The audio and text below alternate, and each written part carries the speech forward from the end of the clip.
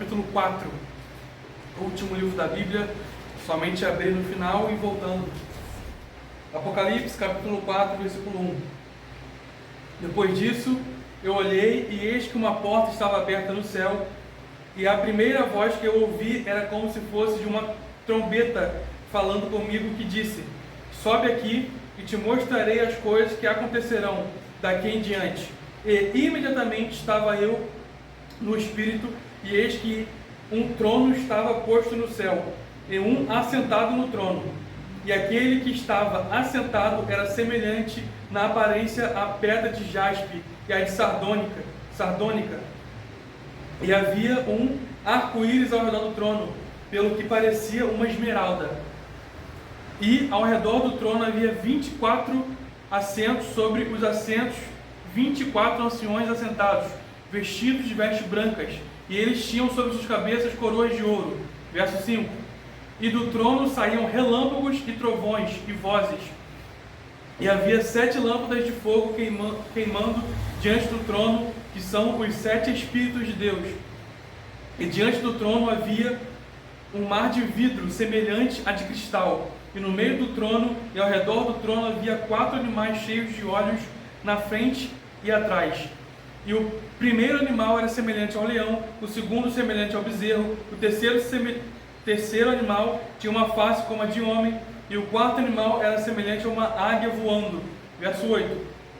E os 4 animais tinham, cada um deles, 6 asas ao redor, e eles estavam cheios de olhos por dentro, e eles não descansam, nem de dia, nem de noite, dizendo: Santo, Santo, Santo, Deus Todo-Poderoso, que era, que é e que há de vir. E quando os animais dão glória e honra e graças àquele que está assentado no trono, o que vive para sempre, os 24 anciãos caem prostrados diante daquele que está assentado no trono e adoram aquele que vive para sempre, sempre, lançam as suas coroas diante do trono, dizendo, verso 11: Tu és digno, ó Senhor, de receber glória, honra e poder, porque Tu criaste todas as coisas e para o Teu prazer elas existem e foram criadas. Louvado seja o nome do Senhor. A igreja pode estar sentada. Louvado, agradecido seja o nome do Senhor. Meus irmãos, às vezes eu olho para o mundo, dá a impressão que o mundo está em colapso. O Irã recentemente atacou a Ucrânia, atacou Israel. Já tinha atacado Israel em abril, se eu não me engano, desse ano. No começo desse ano já havia atacado. E bem tenso as coisas por lá, né? O Vladimir Putin, presidente da Rússia, querendo jantar a Ucrânia. A China, doida para querer jantar Taiwan, que é uma ilha do lado deles, que ele fala que pertence a eles, que é para eles terem controle do mar do sul da China. Aí os Estados Unidos falam que se a China atacar Taiwan, eles vão se meter, né? O meio ambiente parece que está cada vez mais poluído. A sociedade, a moral, parece que está cada vez pior. Às vezes a gente anda na rua e não sabe nem diferenciar quem é homem e quem é mulher, às vezes, né? E no mundo, meu Jesus, domingo de eleição, época de barulho, né? E no mundo que parece estar em colapso, nós olhamos para esse capítulo aqui, e do mesmo modo que Isaías capítulo 6, ele olhou e viu o trono de Deus, João também ele olhou e viu o trono de Deus, nós vemos que o Senhor não caiu do trono do universo. Ele continua lá, o céu não está em colapso. O mundo pode estar em guerra, o céu não está. No mundo pode ter sujeira, no céu não tem. Na glória, na eternidade não tem. Então, nós iniciamos essa leitura de Apocalipse e nós vemos que há esperança para nós. Amém. O livro de Apocalipse é isso, é um livro de esperança. Não é um livro para ser lido com medo que vai acontecer isso, vai acontecer aquilo. Pelo contrário, é um livro para nós lermos e entendermos que o Senhor, que a igreja, caminha para o final glorioso com Cristo. Amém, glória a Deus. E é reconfortante ler esse capítulo 4.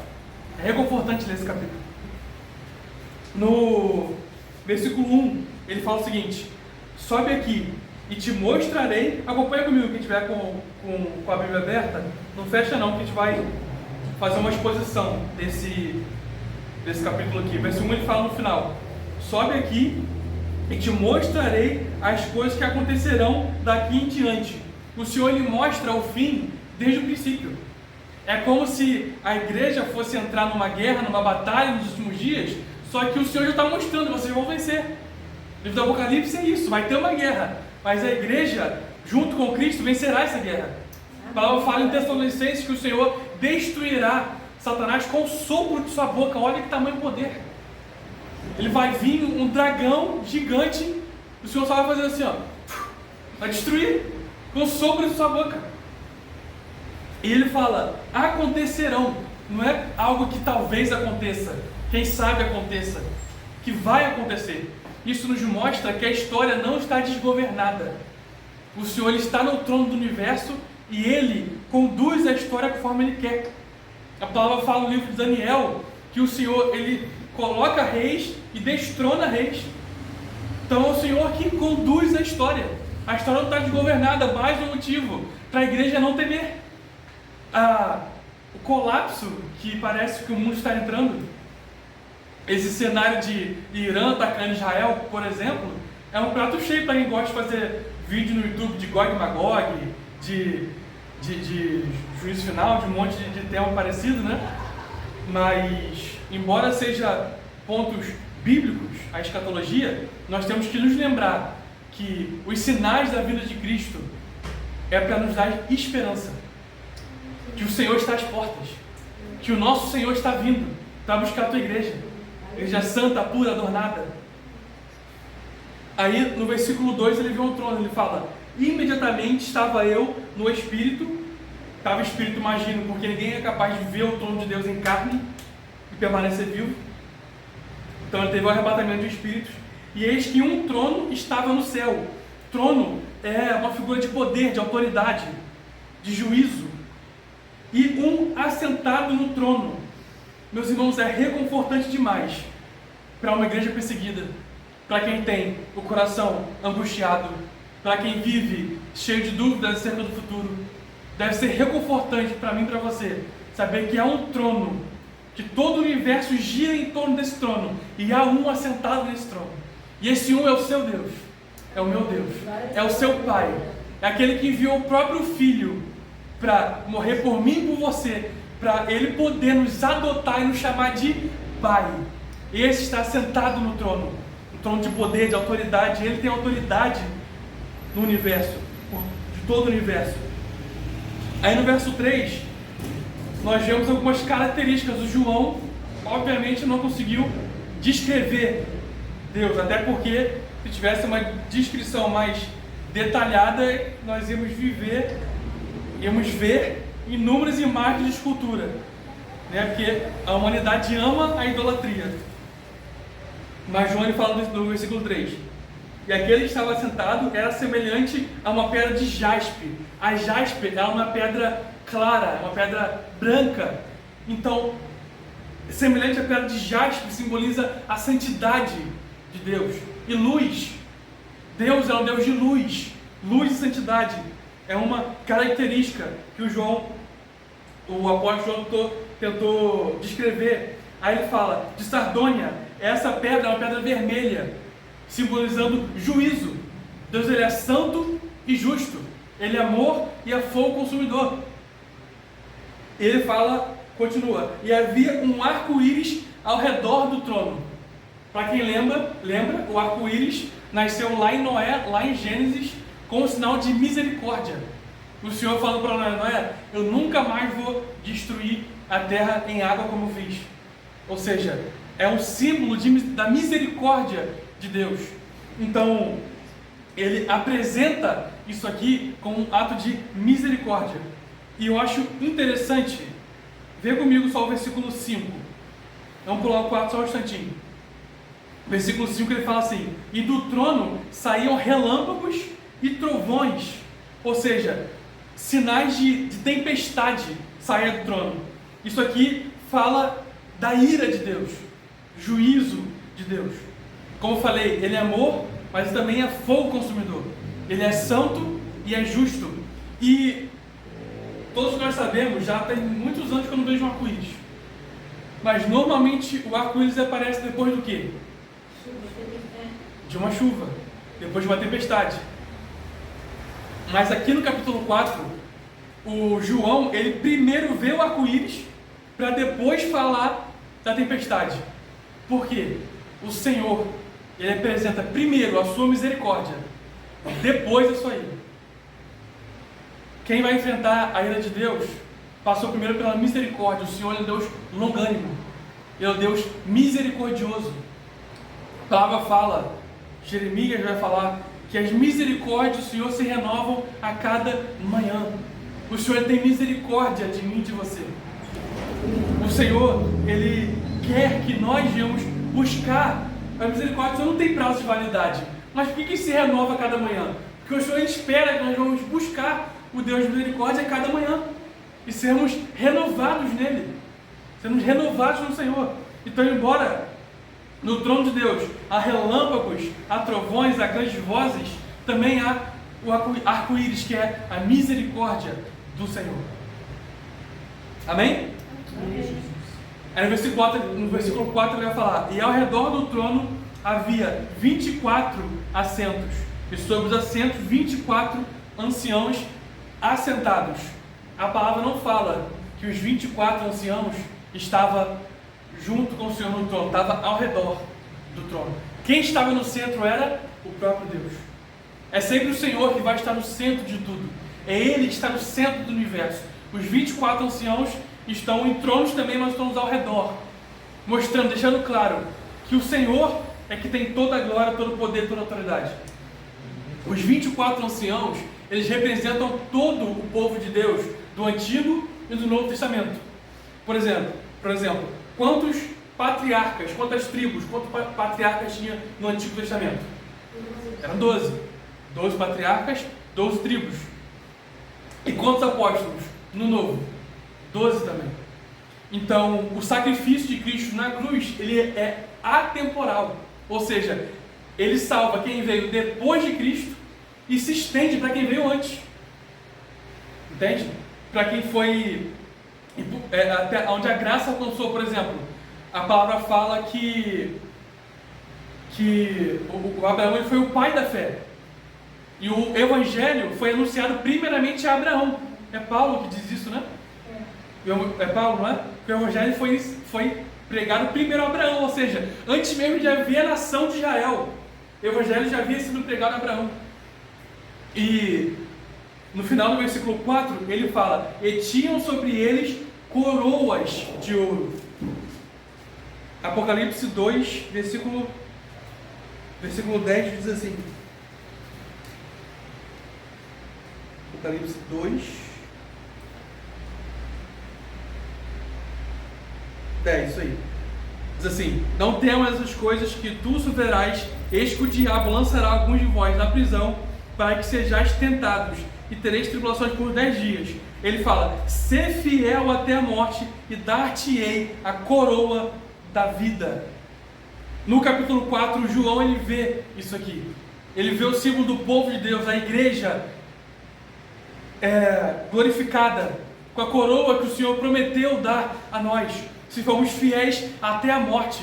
E ele fala até a morte, literalmente, mesmo que custe a sua vida, mesmo que custe a minha vida, ser fiel ao Senhor, que no final valerá a pena. Ainda que exploda uma perseguição no mundo, e essa perseguição chega até o Brasil, sejamos fiéis até a morte, pois como nós estamos vendo, seremos glorificados, teremos o corpo glorificado, e receberemos do próprio Deus uma coroa de vida. Coroa de vida. Vale muito a pena, meus irmãos. Vale muito a pena nos mantermos fiéis ao Senhor. No versículo 21 do capítulo 3, ele fala: ao que vencer, permitirei que se assente comigo em meu trono. Ou seja, nós, a igreja, o povo de Deus, reinaremos com Ele. Não somente reinaremos com Ele, mas também julgaremos. A palavra fala, se eu não me engano é em Coríntios, fala que nós julgaremos com Ele o mundo. Ele fala: sentará no trono comigo, assim como também venci, estou assentado com meu Pai em seu trono. Ou seja, Jesus ele morreu por nós. Nós temos que viver uma vida por Ele, se necessário morrer por Ele, para que nós possamos nos assentar junto com Ele, pela misericórdia, pela graça dEle, eternamente com Deus na glória. Amém? Amém. Acompanha comigo, versículo 6. Ele fala: e diante do trono havia um mar de vidro, semelhante ao cristal. Diante do trono, na frente do trono, havia esse mar de vidro semelhante ao cristal. Meus irmãos, diante do trono não há sujeira. Diante do trono não há pecado. Diante do trono não há trapaça. Não há inocente sendo condenado e nem condenado sendo salvo. Diante do trono há clareza. Então, ainda que os políticos da terra sejam corruptos, não há corrupção nos céus. Eu já me deparei com o questionamento de uma pessoa se perguntando, na verdade, né, se um bebê iria para o inferno, ou se uma pessoa que tem deficiência mental iria para o inferno.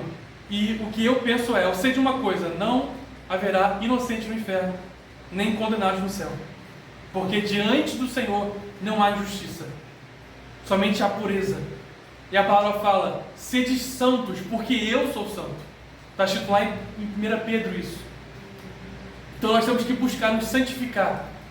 O que é santificar? É se afastar do pecado, se afastar do velho homem, mortificar o velho homem todos os dias. Não adianta você tentar afogar o velho homem nas águas do batismo, porque ele aprende a nadar e quer voltar todo dia. Ele vai aprender a nadar e vai querer voltar. É por isso que temos que manter uma vida de oração diária, uma vida de busca ao Senhor diária. Nos lembrando que é o Senhor, nos lembrando que isso aqui é mais real do que nós estamos vendo. Se você encostar aqui nesse púlpito de madeira, encostar na cadeira, pode parecer muito real, mas essa visão do capítulo 4 é mais real do que tudo isso aqui. Do que tudo isso aqui. Aqui é o sonho, lá que é a realidade. Lá que é a realidade. Isso aqui é finito, lá é eterno. Isso aqui teve um princípio lá, que nós estamos lendo aqui, e sempre existiu. Sempre existiu.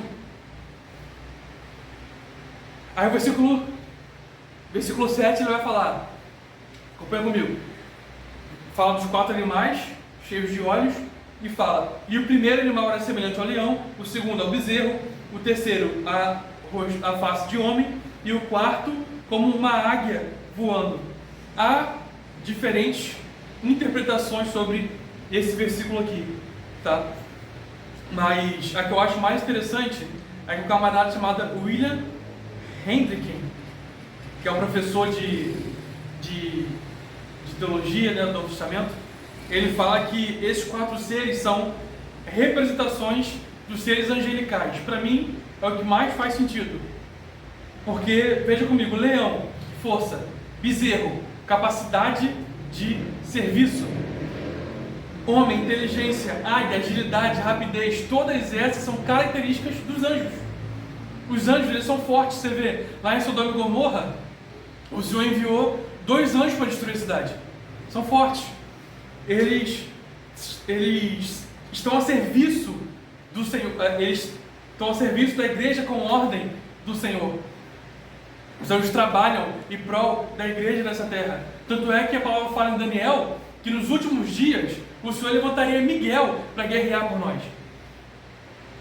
O homem, inteligência; o anjo ele é inteligente. E águia, ele faz as coisas com rapidez e agilidade, característica dos anjos. E no verso 8 ele fala, lá no final do versículo, que os anjos com 6 asas, eles estão dizendo: Santo, Santo, Santo, Senhor Deus Todo-Poderoso, que é e que era e que há de vir. Essa é a mesma visão de que Isaías teve lá no capítulo 6 do livro dele. Você imagina nós passarmos a eternidade cultuando ao Senhor igual esses anjos que não se cansam? Você nasceu, viveu, um dia vai morrer, e eles estavam entoando isso aqui. Lá atrás, milênios e milênios atrás, Isaías viu esses mesmos anjos, no capítulo 6 de Isaías, esses mesmos anjos, dizendo: Santo, Santo, Santo é o Senhor dos exércitos, toda a terra se enche da sua glória. Séculos depois, João, ele viu a mesma coisa: Santo, Santo, Santo, Deus Todo-Poderoso, que é, que era e que há de vir. Os anjos, sem cessar, adoram o Senhor, porque Ele é digno de ser adorado, Ele é digno de ser honrado pelos anjos e por nós. O Senhor, Ele quer a nossa adoração, Ele quer o nosso louvor, não somente quando estamos louvando ao Senhor aqui com os irmãos, mas em casa, que nós devemos glorificar o Senhor através dos nossos lábios, entoando, glorificando mesmo o nome dEle, através da nossa vida, através de louvores, de salmos. Toda a nossa vida venha ser para a honra e para a glória, para glorificar o nome do Senhor sem cessar. E quando ele fala santo, santo, santo, significa santidade plena. O Senhor, ele é 3 vezes santo.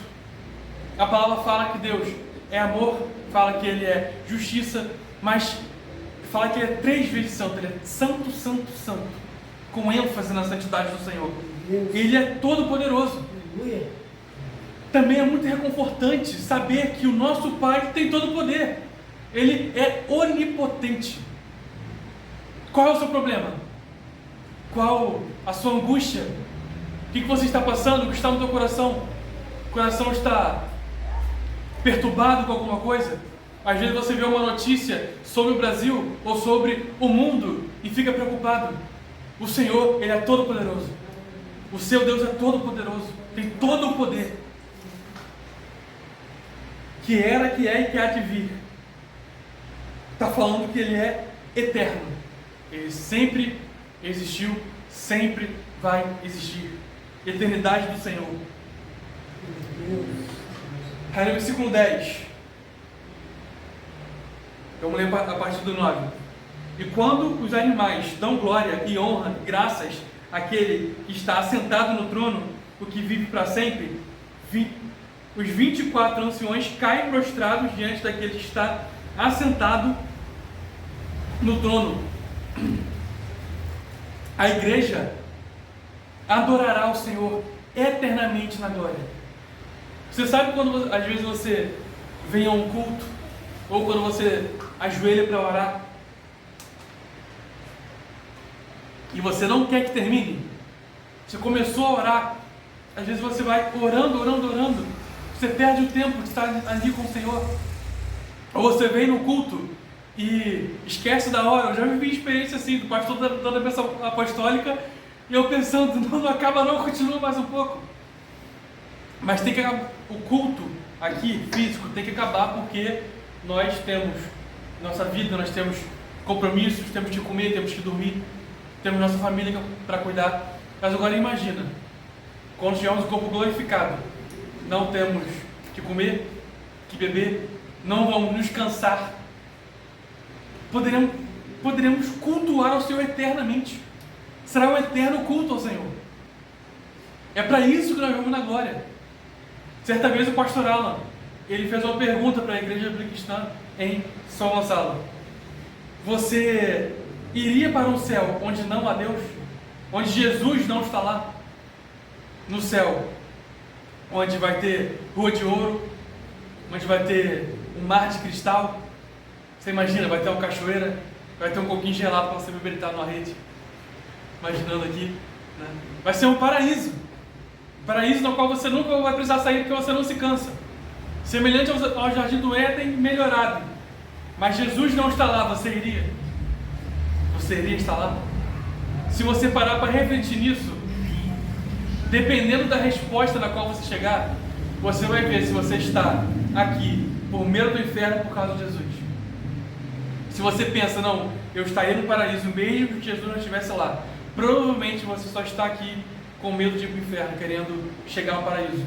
Mas se você pensar, se estiver cogitando aqui, imaginando, se tiver 2 portas, uma é o paraíso, na outra é uma salinha pequena, bem pequenininha, semelhante a essa aqui, que não tem nada, só chão e parede, mas Jesus está lá. Mas o trono de Deus está lá, lá que está o trono de Deus. Você fala assim: eu deixo o paraíso para ficar nessa salinha com Deus eternamente. Significa que o seu coração arde pelo Senhor. Significa que o seu coração é sincero. Que você não pensa em bens materiais, que você não está procurando ao Senhor por outros motivos banais, mas está procurando, buscando por quem Ele é. Por quem Ele é. Porque Ele enviou o seu Filho. Jesus, Ele morreu na cruz para me salvar e para te salvar. Por isso, nós temos que desejar, ansiar estar com Ele eternamente, glorificando e exaltando ao nome dEle, como os 24 anciões fazem. E eles que estão assentados no trono, eles se ajoelham e lançam a coroa dele diante do Senhor. Isso é uma submissão total, uma submissão plena. Eles têm o trono, mas sabem que o Senhor que é o centro. Eles têm a coroa, mas sabem dar a glória para o Senhor, porque eles tiram a coroa e colocam diante do Senhor. Ou seja, mesmo com o corpo glorificado, mesmo com a coroa na minha cabeça, sentado no trono, eu sei que toda honra, glória ao Senhor, toda honra e toda glória pertence ao Senhor, ao que está sentado no trono, no seu alto e sublime trono. No trono onde não há sujeira, onde não há podridão. E o Senhor, quando nós nos ajoelhamos para orar, ou sentamos na nossa cama para orar, as nossas orações sobem até o trono de graça do Senhor como incenso suave. A palavra fala em Apocalipse que a oração dos santos sobe como incenso. Lá atrás o sacerdote ele queimava incenso no tabernáculo, mas a palavra fala que nós hoje somos sacerdotes, povo adquirido por Deus, nação santa, sacerdócio real, na qual Jesus é o sumo sacerdote, e a nossa oração sobe até esse trono como incenso suave. Amém. Como incenso suave. E versículo 11 ele fala: Tu és digno, ó Senhor, de receber a glória, a honra, o poder, porque Tu criaste todas as coisas e para o Teu prazer elas existem e foram criadas. As coisas foram criadas para adorar o Senhor, para o prazer do Senhor, para a glória dEle, porque Ele é digno de ser glorificado. Não importa o que aconteça no mundo, não importa o que aconteça na sua família, não importa o que aconteça dentro do seu corpo envolvendo doença ou o que é que for, lembre-se, Deus está no trono do universo. Amém. Ele não caiu do trono. O trono de graça está lá em pé. E é mais real do que eu e você. É mais real do que eu e você. Não tema. Não tema, igreja, o que está por vir. Não tema os políticos. Não tema a sociedade que irá querer crucificar a igreja, porque nós não vamos aceitar a ideologia de gênero. Nós não vamos aceitar querer que as nossas crianças se corrompam com esse mundo. Nós não vamos aceitar o que estão querendo implantar nas igrejas. Nós não vamos aceitar isso. Nós somos fiéis à palavra de Deus. Vão querer nos crucificar, vão querer fechar as portas. Nós vamos ter que voltar a cultuar nos lares, porque possivelmente isso aqui será tudo proibido futuramente. Mas não temam, não temam, porque em meio à perseguição, em meio a isso tudo, Deus está dos altos céus olhando para a sua igreja. E do mesmo modo que lá atrás o Senhor cuidou do povo enquanto ele estava no deserto e não deixou nada faltar. O povo teve fome, o Senhor enviou maná, enviou as codornizas. O povo teve sede, o Senhor transformou água saloba em água doce. O povo não sabia para onde ir, o Senhor colocou uma coluna de fogo que guiava eles. O povo teve frio, o Senhor fez uma coluna de fogo para aquecer o povo. Nada faltou para eles enquanto eles estavam no deserto. Se a igreja, nós precisarmos passar por um deserto, por uma prova nos próximos anos, não tema. Não tema que o Senhor, o Deus Todo-Poderoso, esse aqui que está sentado no seu alto e sublime trono, cuidará de você, cuidará da sua igreja. Quem crê, diga amém. Para finalizar, abre comigo Filipenses capítulo 4.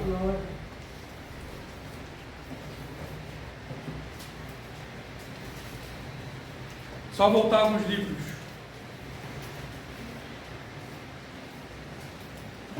Romanos, 1 Coríntios, 2 Coríntios, Gálatas, Efésios, Filipenses.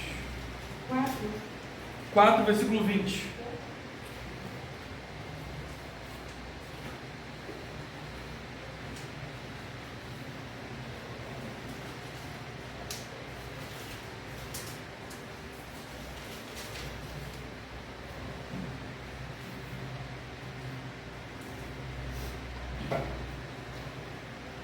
Amém? Amém. Filipenses capítulo 4, versículo 20. Perdão, capítulo 3. Filipenses capítulo 3, versículo 20. Diz assim: mas a nossa cidadania está nos céus, de onde também esperamos o nosso Salvador, o Senhor Jesus Cristo, e que transformará o nosso corpo vil para ser conforme o seu corpo glorioso, segundo o seu eficaz poder de sujeitar também a si todas as coisas. Meus irmãos, há uma cidade celestial. Nessa cidade celestial há um trono. Deus está assentado nesse trono. E a palavra está dizendo que a nossa cidadania é de lá. Glória a Deus. Nós somos brasileiros na carne, mas em espírito somos cidadãos celestiais. É por isso que o mundo olha para a igreja e não entende. Porque quando você vê um estrangeiro, você logo identifica. Se vier um árabe para cá, você vai identificar. Por quê? Ele fala de maneira diferente. Ele se veste de modo diferente. Um modo de andar diferente. Um modo que ele trata a família dele é diferente. Os lugares em que ele frequenta é diferente. É tudo diferente. Porque ele é um estrangeiro aqui no Brasil. Do mesmo modo, nós somos estrangeiros aqui. Então o mundo olha pra gente, critica o nosso modo de falar, nosso modo de vestir. Pode usar mini saia e quase nu na rua. Nós não vamos fazer isso. Nós temos pudor. O mundo vai criticar, mas a nossa cidadania não é daqui. Então, não tema se o mundo quer te crucificar. Fizeram assim com os profetas antes de Jesus. Fizeram assim com Jesus. Fizeram assim com os apóstolos. Fizeram assim com os mártires da igreja. Por toda a história da igreja. Não vai fazer comigo e com você? Então não tema. O Senhor está no alto sobre o trono. E a sua cidadania, a minha cidadania, é dos céus. Onde nós esperamos o nosso Senhor e Salvador Jesus Cristo, que voltará para buscar a sua igreja. Uma igreja santa, pura, adornada, para viver eternamente com Ele, com o corpo glorificado, assentado num trono, com a coroa da vida que o Senhor nos deu para a honra e glória do nome dele. Louvado e agradecido seus nomes, Senhor. Os irmãos fiquem de pé. Amém.